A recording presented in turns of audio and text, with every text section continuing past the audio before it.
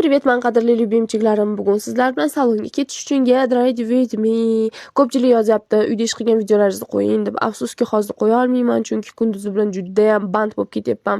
Kunim ko'chada o'tyapti. To'g'risi, 2-3 kundan beri faqat salonga qatnayapman. Endi zubnoga borishim kerak. Xullas shu shimimni kiyib olishim kerak. Beli juda ham katta. Mamutda bo'lsa bilmadim. 3 martami 4 marta shu ishni qildim. Qo'limdan chiqib ketaveradi-yu. Ha, mayli dedim. Oson emas, shunaqa garavimi videolar olish, sizlarga ko'rib qo'yish oson. No, bizga oson emas, paraxotlar bilan ishlash.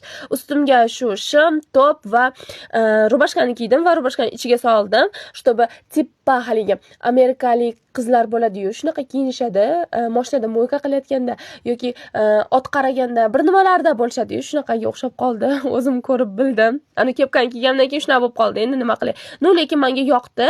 Sportivniymi bu? Qanaqa obrazligini bilmayman. Qanaqa obrazligini bilsanglar yozib ketinglar. Alkash-chulkash obraz bo'lsa kerak bu. No, o'zimga yoqdi va oyog'imga qora krossovka kiydim. Naski bilan, naski kiymadingizmi deb so'ramanglar. Yana so'raysizlarda bilaman. Shunaqa qilib men ketdim. Sizlar yaxshi ko'raman. Bye bye.